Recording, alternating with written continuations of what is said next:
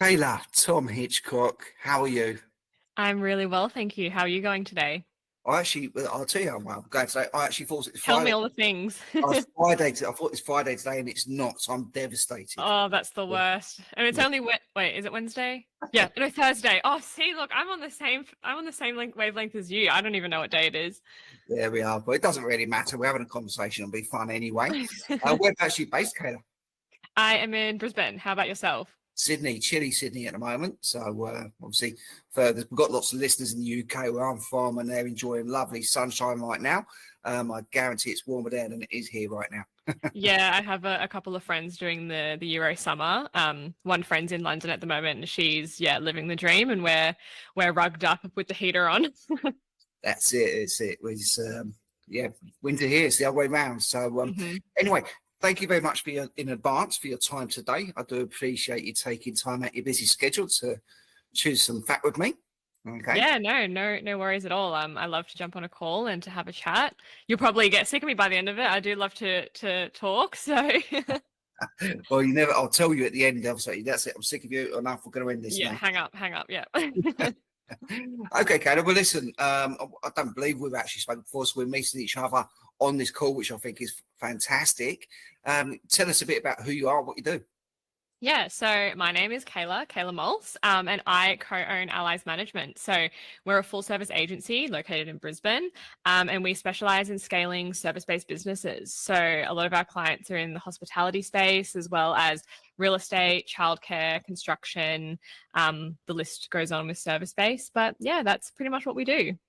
Okay. All right. And how long has that been in existence so far? So I've been a part of the business for around 3.5 years as partner, but the business itself, my business partner, he founded it, sorry, around 7 years ago. Okay, all right. So it's a similar age to my business then, a bit pre-COVID, circumnavigated the lockups and lockdowns or whatever you want to call it, and Yeah, yeah. thrived. Yeah, I came on board just after COVID actually, and yeah, from what I hear, it was having a lot of clients in hospo. It was a hard time, but I think having a bit of a broader range of clients in the real estate and construction, because those industries boomed over COVID. So on one hand, some of our clients really struggled, but a lot of them also did really well. Is that what you found within your business? So with recruitment, it died a death for about Mm, 2 years. We really did struggle, to be quite frank. yeah, But the good thing was we're quite agnostic. So if we'd focused on one area and we was known for that, for example, and it was to nosedive, then it would have cleared us out entirely. But there's little bits that were happening. Okay, but the problem is with recruitment, that when there were some spikes in other areas, everybody was all across it. It just almost wasn't worth pitching, if you like. yeah, okay. So we took that time just to look at our systems and processes and look at other products, other service offerings, and take that time out to sort of build up on things like this. This is a really good example of that. So, Yeah, cool. okay. And what was you doing prior? So I was working in natural health. I'm still in marketing, but in the natural health industry, which talking about COVID was like the perfect place to be in COVID. It was the business I was working for had one of their biggest years during 2020. Because of COVID and people turning to natural supplements. And then prior to that, I was a marketing assistant at a hospitality venue or a group of venues. They were a footy club. So they had like 5 or 6 venues under the one roof, a gaming component and an event center. So that's really where I got my, I guess, foundational skills working across the hospital industry and just doing a little bit or a lot of everything.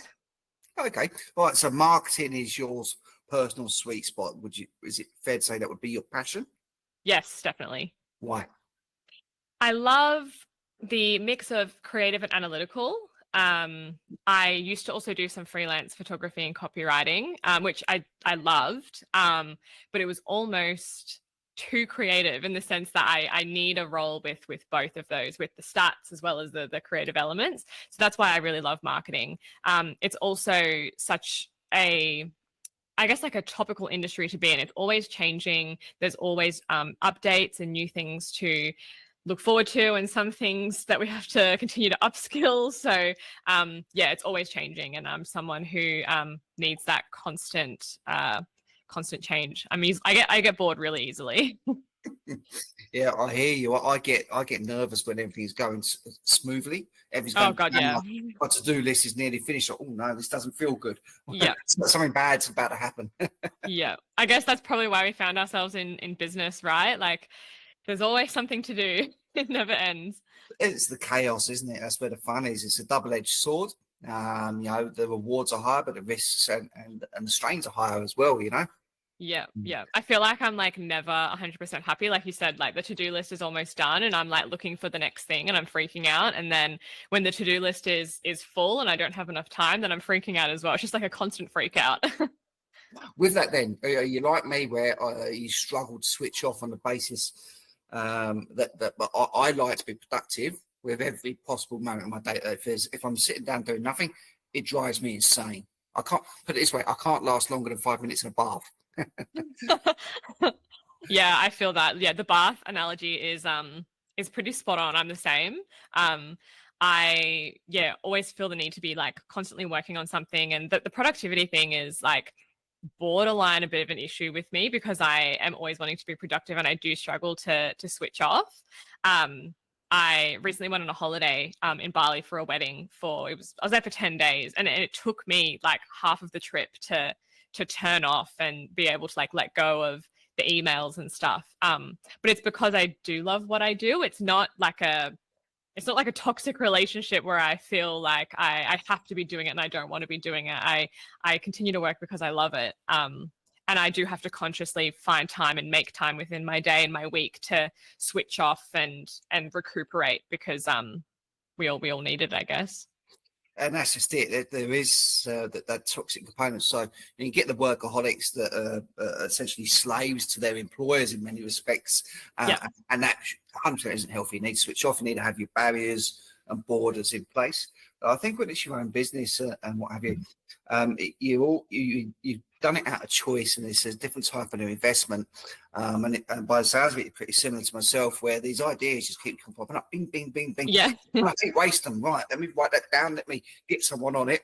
And my team hate it. Like, can you stop with these ideas? Can we just deal with the other ones first? Yeah, you need to speak to my business partner. He is very much like that, always wanting to start a new business or start a new department or a new idea. And I'm like that as well. But I guess because I'm the organized, the person who implements these ideas, I have to be like, stop, hang on a second, let's reel it back. Yeah. My team would agree with you, feel your pain on that one, but Yeah. it's just not stopping. They just keep coming, and I love that. So, okay, all right. So your typical client, what's that look like? Yeah, so we started off with a lot of hospitality clients, and that's because my business partner owns venues. He currently owns venues, and he has owned many in the past. So that's kind of where we got our bread and butter from of other people in the Brisbane hospitality scene. So we have a lot of hospitality clients, as well as I think our next, I guess, ideal client is within that construction industry. A lot of the services we provide, like social media and lead generation, we get some really great results within hospitality and construction. So, but our ideal client, we don't really have like a perfect person. We're really willing to take on any industry and have a crack. Like one of our clients is a boating membership, so that's something that was completely like left of field that we've taken on. We've also done like event marketing, so we work across a very, very broad range. Okay, and what is it specifically that you do for these clients? So you just go with, textbook, typical client, whatever the industry is. What is it you actually do for them? Yeah, we generally find that people will come on board wanting social media management. That's when people think marketing, they think social media. Don't blame them. So we do have a lot of social media management clients, but increasingly we're finding with how the economy is a little bit wobbly at the moment, that performance marketing aspect is really important. So we are now kind of shifting people across to socials and Meta and Google advertising, and that just gives them a bit more bang for their buck. Really focusing on lead gen at the moment, but we also do email marketing and copywriting. So I think social and ads are like our most popular services, but we also do campaigns, email, copywriting. Okay, do you have a notable USP? I think my business partner's experience on the ground working, having small businesses is what really draws clients to us. I think a lot of agencies, they really focus on the numbers and they focus on the stats and the just all of the data, which is great. But sometimes having my business partner Matt being able to really take the perspective of the client who is in the trenches and owns a business, owns small businesses, and being able to, I guess, pivot our strategies and really allow us to see our work from the client's perspective is really helpful, particularly in hospitality, because sometimes we don't get an email reply about an ad approval or something, and it's because their oven is on fire or something like that, or there's a leak in the kitchen or something. So when like our clients, their businesses, the issues that they're dealing with are what we do is very minor compared to what they're dealing with. So having that perspective, I think, is our unique selling point, and what generates a lot of clients for us through word of mouth. Okay, all right. And what about you, Kayla? What's your USP? I am, as I said, with the workaholic side of things, very, very organized.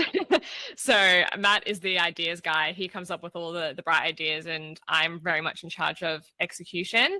I think I do have that really good, the balance of the analytical and the creative. And my kind of, the reason I'm in this role is primarily for project management. So I'm really good at managing the team and managing outcomes and keeping all of the plates spinning, I guess, for all of our clients. So that's what I would say my little superpower is. Okay, I like that. So I create chaos. So everywhere I go, there's chaos. It's positive chaos. It's not Yeah. usually not toxic, but You there's sound like my business partner. yeah. I'll come into a room, all these things happen. I leave it. Everyone's like, "What's just happened?" Yeah, Cyclone Matt, we call him. He comes in, he calls all this chaos, and then he leaves, and we have to execute. See, well, this belongs here. Let's put this back here. Yeah, Those could go yeah, together. let's, very let's much. organise some chaos there. Okay, and what about in your personal life? What's your interests? Do they align with what you do in business? Or Yeah, very much. So my freelance photography business a couple of years ago, that started through a passion for photography and writing. I am a bit of a foodie as well, so it's really great that we've got a couple of really great hospo clients. We get to go to shoots and eat and drink, which is good. Yeah, I think the creativity of photography and the fun side of foodie, those are my like main hobbies outside of work. But then they kind of, I guess, relate to work, right? So and that's just it. I can't help it. But all that does is reaffirm what you're doing is more than a job. It's different. It's more aligned, which is good. Yeah, yeah. Do you have similar like hobbies that align with your business and your work? I'd say so. I once mentioned to someone before that I treat business as a sport. Yeah, Mm, it's not football, whatever. I'm just playing all the time. You know, yeah. the fact we get paid to do it is brilliant. You know, Hmm. but I can look What at. football team do you support? So I'm football. So my football team's West Ham. Okay. My partner's a Liverpool fan, so by association I have to support Liverpool. Okay, sorry about that.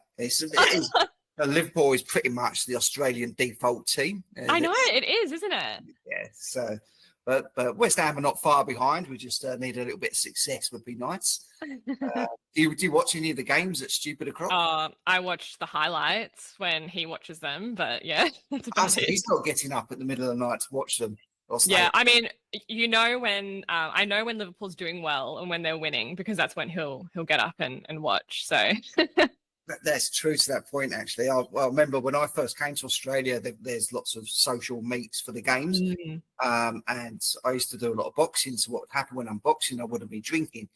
So you know what it's like. If you're not drinking, you're around people that have been drinking all day. it's And tough. it's now 1 a.m. or whatever. So it's now 1 a.m. I'm tired. Everyone's drunk and jolly. I'm not. And Yeah. then we're playing football and the football's rubbish. Results awful. And it's like, what am I Well, doing? why did I stay up? Yeah, what was this for? Same time next week, boys. Yeah, yeah. So, all right, but listen, on the foodie stuff, I'm curious about because Hmm. I like food. It's one of those little luxuries in life. You get to taste something new and have an experience. Do you cook as well?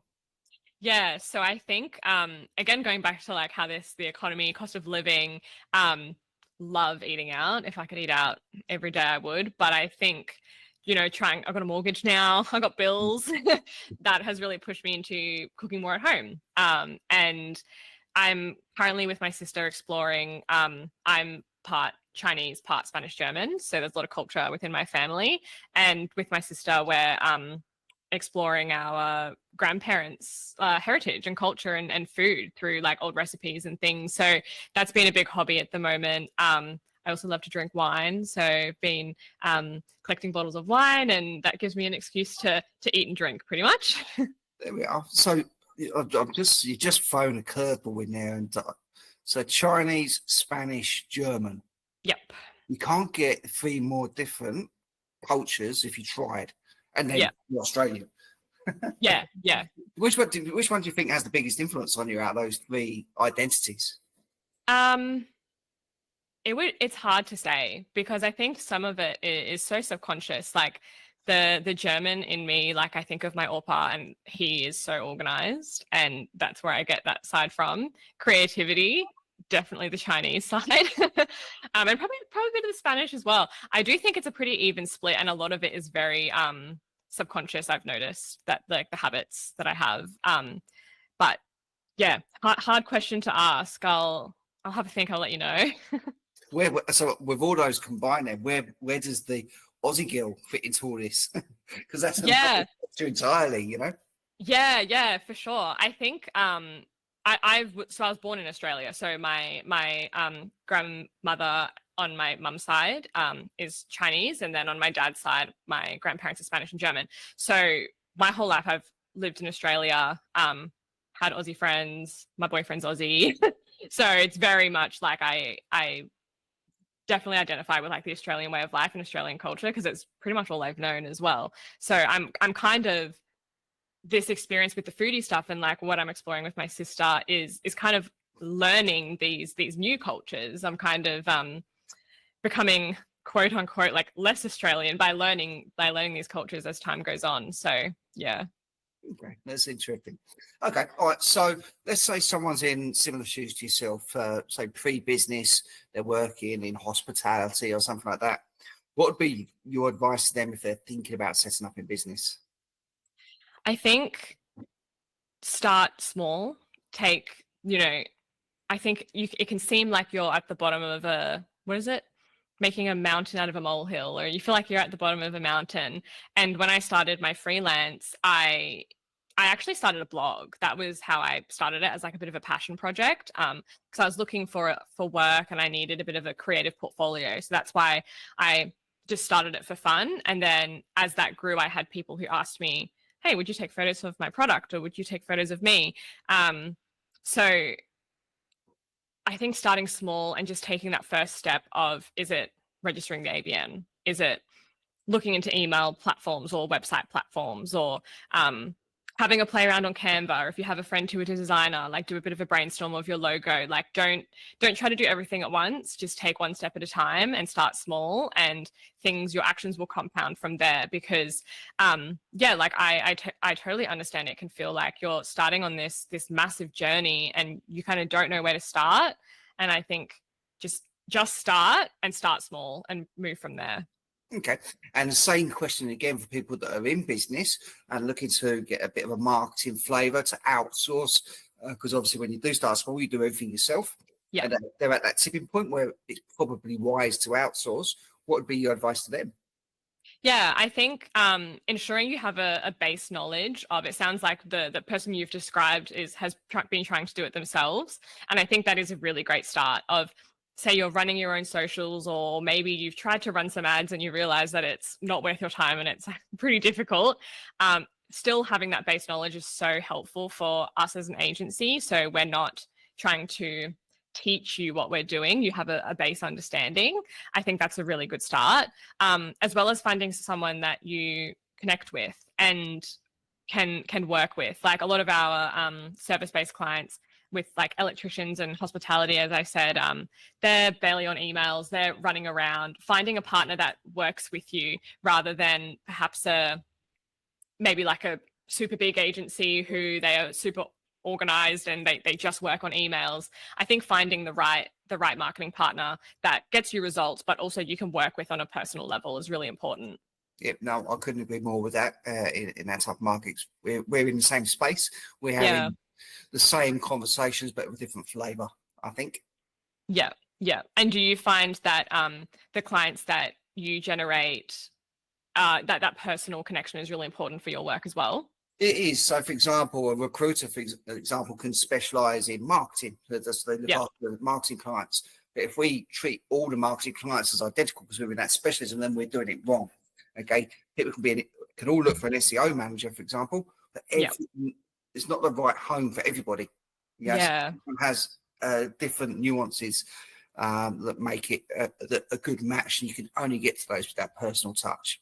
Yeah, for sure. I caught up with an old manager actually a couple of months ago, and we were just talking about agencies that she's worked with in her time, and she said the biggest part of having a great relationship is that personal connection. And like with consulting or marketing or running ads, whatever, generally you can find the people doing the task doesn't change too much, but the way that you work with that person and being able to get the work done is kind of the most important. So I think being able to get along with them, trust them, they understand the way that you work in a similar way to them is so important.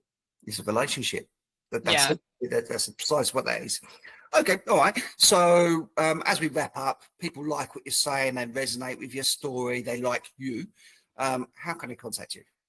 Yeah, so probably our website, alliesmanagement.com.au. You can have a look at some of our clients, our work, set up a call with me through there. Our Instagram is the same, Allies Management, and our TikTok is the same, Allies Management. So yeah, feel free to follow us on everything. We're posting a lot, and we're really working on our social media at the moment because, as you know, owning a business, social media can be the last thing. Even though we run a social media agency, we're too busy focusing on our clients. So yeah, we're really hustling in that sense at the moment. Yeah, good. So you should be easy to find, and hopefully people do reach out to you. So thanks again for your time. I do appreciate it. I haven't got sick of you. Okay. Oh, thank God. But no, I've really enjoyed that. Thank you. Thank you so much. It's been great to have a chat. Thank you for watching this episode. I hope that you did enjoy it, had lots of takeaways from it. As before, please subscribe below so you can keep on top of any new releases we have. And also, if you would like to have your story told, just reach out with me and I'd love to give you that platform. My best email address is tom@purplepatchconsulting.com. Thank you.